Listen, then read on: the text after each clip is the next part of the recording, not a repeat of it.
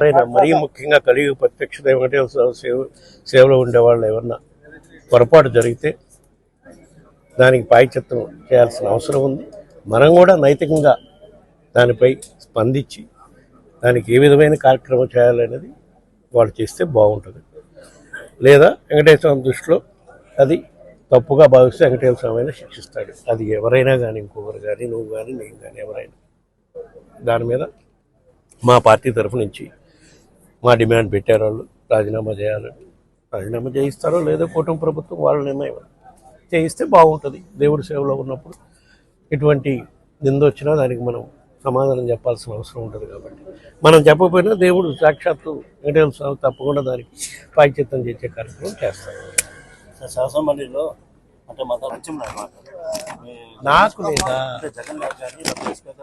జగన్ గారు దేవుడి మీద నమ్మకం ఉండబట్టే తిరుమలకు వచ్చి వెంకటేశ్వర స్వామి వారికి పట్టు వస్త్రాలు సమర్పించి స్వామివారిని ఎంతో సిద్ధశుద్ధితో మొక్కోవటం కూడా జరిగింది. నమ్మకం లేకపోతే ఎందుకు వస్తారు? దానికి అంతకన్నా నిదర్శనం ఏం కావాలి? ఆయన ముఖ్యమంత్రి అయినాక ఎన్నిసార్లు పట్టు వస్త్రాలు సమర్పించారు. ముఖ్యమంత్రి కాకముందు కూడా పాదయాత్ర అయిపోయినా కూడా నేరుగా వెంకటేశ్వర స్వామి పోయి వెంకటేశ్వర స్వామి ఆశీస్సులు తీసుకోవడానికి కొండ మీద ఎక్కారు. దానికి వేరే విధంగా మళ్ళీ ప్రత్యేకంగా చెప్పాల్సిన అవసరం ఏముంది అని నేను ఆలోచిస్తాను. శాసనంలో కల్తీనయమైన విచారణ చేపట్టే విచారణ కూడా ఆదేశం అసలు రావట్లేదు కదా, చర్చకి సిద్ధం రావట్లేదు అధికార పార్టీ. ఎందుకు రావట్లేదు? మీకు అందరికి అర్థం కావట్లేదు. ఇప్పుడు అన్నీ వక్రీకరించి చెప్పే కార్యక్రమం చేస్తున్నారు. ఫస్ట్ తిరుమల ప్రసాదాల్లో కల్తీ జంతు కొవ్వు వాడారని సాక్షాత్తు ముఖ్యమంత్రి గారు మాట్లాడితేనే కదా సుప్రీంకోర్టుకి వెళ్ళడం జరిగింది. మేము సుప్రీంకోర్టు ఏం చెప్పింది? ముఖ్యమంత్రి స్థాయిలో ఉన్న వ్యక్తి ఆ విధంగా ఆరోపణ చేయకూడదు, నిజ నిర్ధారణలు తెలుసుకున్నాకనే మాట్లాడాలి అని చెప్పింది. సరే, సుప్రీంకోర్టు ఆదేశాల మేరకు సిబిఐ ఆధారంలో సిట్ వేశారు. సిట్టు చెప్పిన రిపోర్ట్లో ఏం చెప్పారు? ఏదైతే 4 ట్యాంకులు వాడారో ఎప్పుడు చంద్రబాబు గారు ముఖ్యమంత్రి ఉన్నప్పుడు ఆ 4 ట్యాంకులు కల్తీ జరిగినాయి, కానీ జంతు కొవ్వు లేదు. కల్తీ జరిగిందని వాళ్ళు సిట్ రిపోర్ట్లోనే చెప్పారు. ఇంకా ఘోరం ఏంటంటే ఆ సిట్ రిపోర్ట్లోనే చెప్పారు, ఏ అయితే ఆనవాయితీ ప్రకారం కల్తీ ఉంటే అడల్టెడ్ గీ కానీ ఏదైనా సప్లై జరిగితే రిజెక్ట్ చేస్తారు. మన టీటీడీలో శాంపిల్ తీసుకున్నాక శాంపిల్లో ఫెయిల్ అయితే.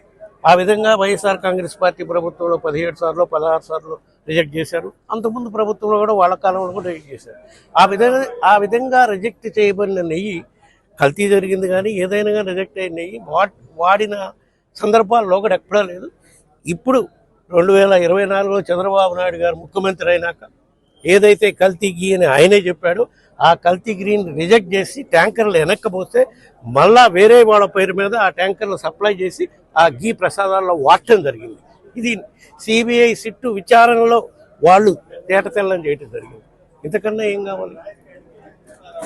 వైఎస్ఆర్ కాంగ్రెస్ పార్టీ ప్రభుత్వం మీద నెపవేసే కార్యక్రమం చేస్తూ, కల్తీ నెయ్యి గురించి మా పార్టీ మీద అబండాలు వేసే కార్యక్రమం చేస్తూ, వేరే కంపెనీ పేర్ల మీద టీటీకి గీ సప్లై చేసే కార్యక్రమం చేస్తున్నారు. ఇప్పటి వరకు 550 రూపాయలు, 300 రూపాయలు, 400 రూపాయలు గీ సప్లై చేస్తుంటే వైసీపీ హయాంలో 300 రూపాయల గీ ఏడొస్తుంది, 400 రూపాయల గీ ఏడొస్తుంది అని చెప్పి ఇప్పుడు హిందాపూర్ డైరీ పేరుతోటి టీటీడీలోకి, హిందాపూర్ డైరీ సాక్షాత్తు హెరిటేజ్ మ్యానుఫ్యాక్చరింగ్ యూనిట్ అని వాళ్ళ వెబ్సైట్లోనే ఉంది, 658 రూపాయలకి గీ సప్లై చేస్తుంది.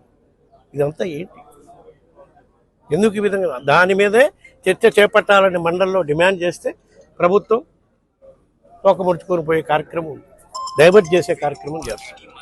ఇవన్నీ కూడా విచారణలో బయటకు వస్తాయి తప్పకుండా. రాబోయే రోజుల్లో ఇక్కడ ఏ తప్పు చేసినా, మరీ ముఖ్యంగా టీటీడీకి సంబంధించి దేవుడు ప్రత్యక్ష దైవం కలియుగ ప్రత్యక్ష వెంకటేశ్వర స్వామి తప్పకుండా ఆ నేరానికి ఎవరైతే పాల్పడతారో వాళ్ళని శిక్షిస్తారు తప్పకుండా. ఇప్పుడు సిబిఐ ఆధారంలో ఎంక్వైరీ కూడా జరుగుతుంది కాబట్టి తప్పకుండా న్యాయం జరుగుతుందని నేను భావిస్తున్నాను. రూల్ ప్రకారం ఉంది కాబట్టి ప్రతిపక్ష పార్టీకి ప్రతిపక్ష నాయకుడు హోదా ఇస్తే దానికి సమయం కేటాయిస్తారు కాబట్టి ప్రజా సమస్యలపై స్పందించే దానికి అవకాశం ఉంటుందని దానికోసమే మేము డిమాండ్ చేస్తున్నాం. తప్పకుండా దానిపై పోరాటం చేస్తాం. ప్రతిపక్ష హోదా సంబంధించి ఆల్రెడీ అన్ని సౌకర్యాలు తీసుకున్న జగన్ గారు, కానీ దానికోసం అసెంబ్లీ రాబోయే ఎంతవరకు న్యాయం? ఏం సౌకర్యాలు తీసుకుంటారు? ఎవరు అంటే ఎస్కార్ట్ కానీ ప్రోటోకాల్ అన్నీ ఇస్తామని అంటున్నారు. అది వై కేటగిరీ సెక్యూరిటీ ఆయనకు ఉంది స్వామి. కొత్తగా ఇచ్చేది ఏమి లేదు. మాజీ ముఖ్యమంత్రిగా ప్రతిపక్ష నాయక హోదా లేకపోయినా మాజీ ముఖ్యమంత్రిగా ఆయనకి Z+ కేటగిరీ సెక్యూరిటీ ఉంది. అది కేంద్ర ప్రభుత్వం ఆదేశాలు. దాని ప్రతిపక్ష హోదా కోసం ఉంది. దానికి ఏమి సెక్యూరిటీ ఇవ్వాల్సిన పనిలా, వేరే ఇవ్వాల్సిన పనిలా. ప్రజా సమస్యలపై స్పందించడానికి అవకాశం ఉంటుంది కాబట్టి, సరైన సమయం వస్తుంది కాబట్టి, దానికి తగ్గ సమయం వస్తుంది కాబట్టి ప్రతిపక్ష పార్టీ హోదా ఏమి నిలబెట్టుకుంది. మాట్లాడిన దానికి నేను స్పందించేది ఏందా? ఇక్కడ జిల్లా నాయకులు ఉన్నారు, అసెంబ్లీ నాయకులు ఉన్నారు, వాళ్ళు ఆడి స్పందిస్తున్నారు. వాళ్ళేదో ఫ్రస్ట్రేషన్లో వాళ్ళు ఇష్టం వచ్చినట్టు మాట్లాడుతుంటే నేను ఎప్పుడు ఆ కామెంట్ చేసిన వాళ్ళపై నేను ఎప్పుడు కామెంట్ చేయాలి, ఇప్పుడు కూడా నేను చేయను. నియోజకవర్గ స్థాయి నాయకులు, జిల్లా నాయకులు దానిపై స్పందిస్తారు. సార్ బిఆర్ నాయుడు గారు మన ప్రెస్ మీట్ అంటే గత ప్రభుత్వం జరిగింది టీడీటీలో, కానీ నా వల్ల ఈ చిన్న వీడియో తప్పే ఉంది. 30 సంవత్సరాలు ఇందా చెప్పా కదా స్వామి, ఎక్కడ ఏ బిఆర్ నాయుడు కానీ, వైవి సుబ్బారెడ్డి కానీ, కరుణాకర్ రెడ్డి కానీ ఎవరైనా దేవుడి సేవలో ఉన్నప్పుడు ఏమన్నా నేరం జరిగితే, తప్పు జరిగితే తప్పకుండా దానికి మనం బాధ్యత వహించాలి. నేనైనా వహించాలి, బిఆర్ నాయుడు అయినా వహించాలి, ఇంకొకరైనా వహించాలి. లేదంటే దేవుడి దృష్టిలో మనం తప్పు చేసినట్టే తప్పకుండా దేవుడు సరైన సమయంలో శిక్షిస్తాం. Thank you.